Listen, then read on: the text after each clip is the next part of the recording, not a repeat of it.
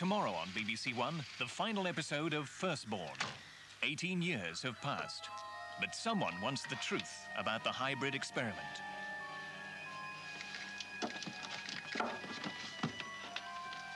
Forrester signalled that the hybrid had been terminated on October the 26th, 1975.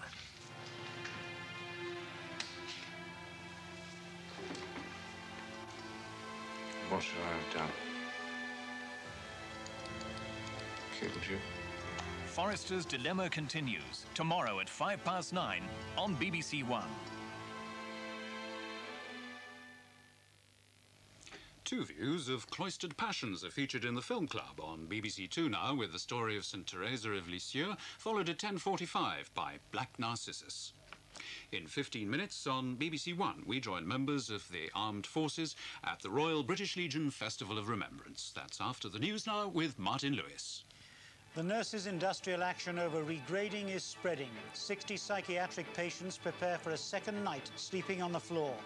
And the search for schoolgirl Anna Humphreys. Air and sea ports are on alert for the missing farmhand.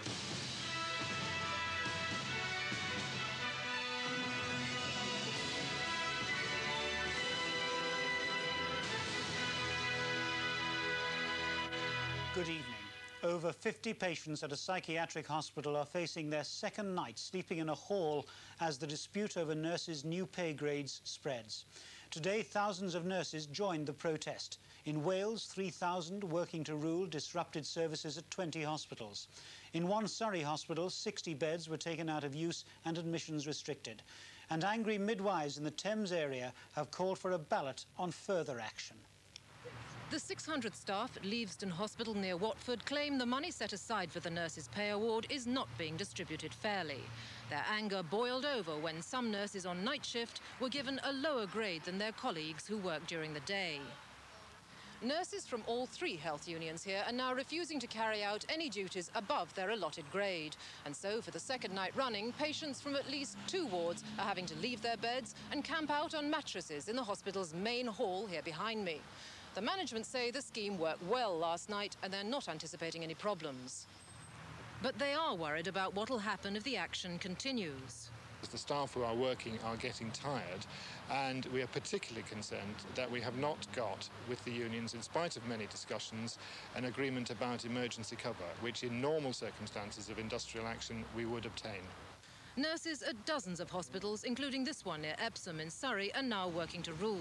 And there's a growing tide of discontent among midwives too. They feel very undervalued. They suspected they were undervalued. I think now that the gradings are coming, many of them are being undervalued. And that feeling is clearly one that health authorities around the country are going to have to contend with over the coming days and weeks.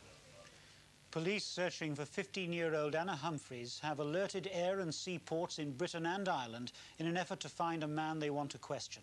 Anna disappeared on Tuesday evening as she walked home from school to her home in Shropshire, just over the Welsh border. The following morning, a 31-year-old farm worker, David Evans, vanished from his parents' home in a neighbouring village. Police say they are desperate to interview him. Each morning since Anna disappeared on Tuesday, people from the Welsh border villages have volunteered to help in the search for her.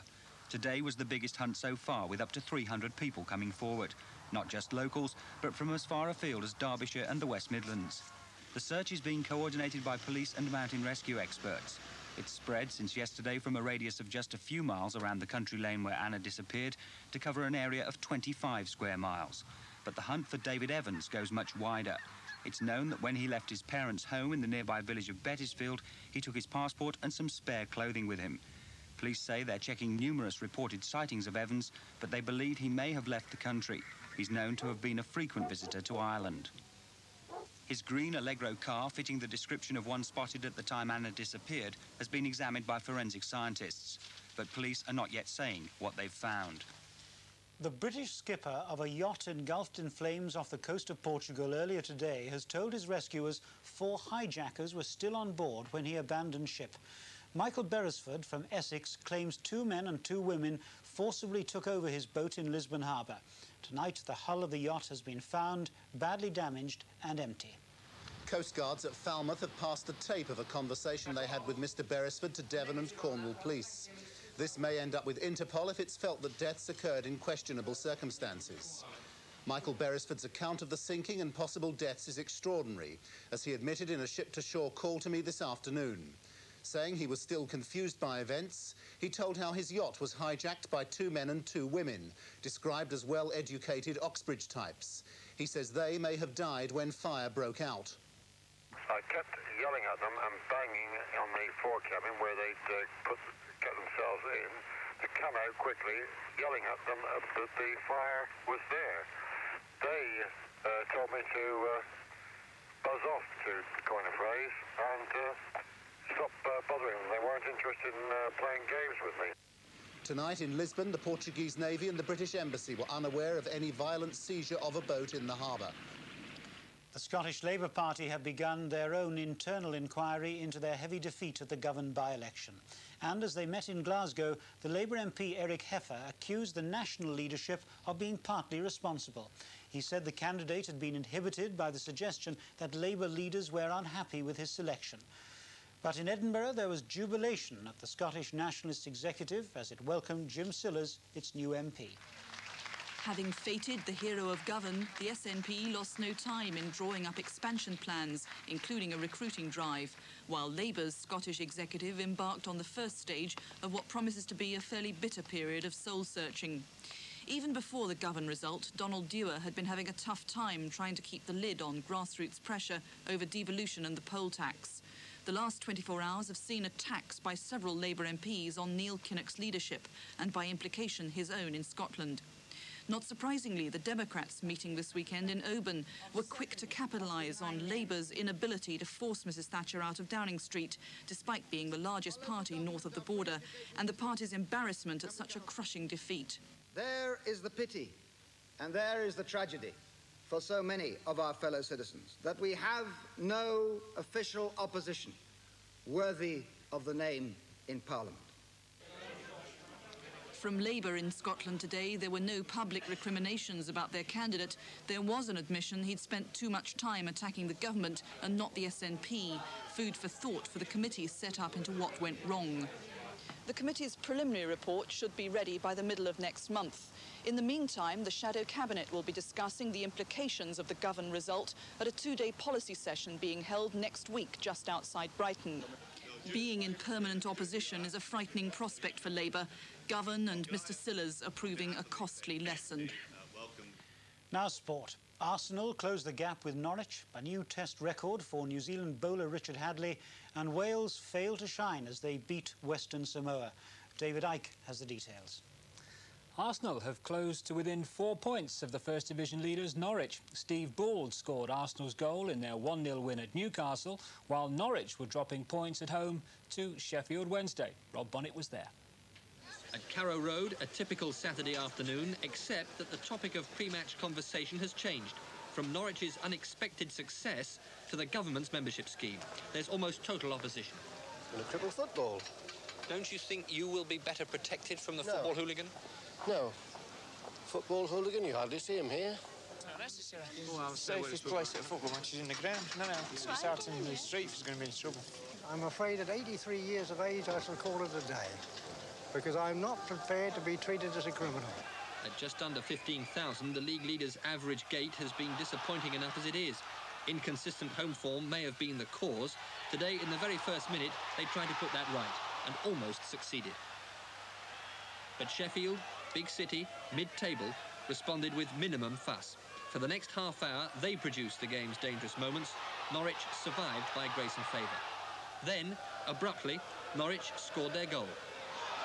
Putney's unconvincing finish betrayed the fact it was his first goal of the season. Coasting to a narrow win, Norwich threw it away 2 minutes from the end. Sterland's shot, but in off Norwich's Butterworth. Norwich won, Sheffield Wednesday won. Paul Stevenson scored on his debut for Millwall as they drew 1-1 at Liverpool.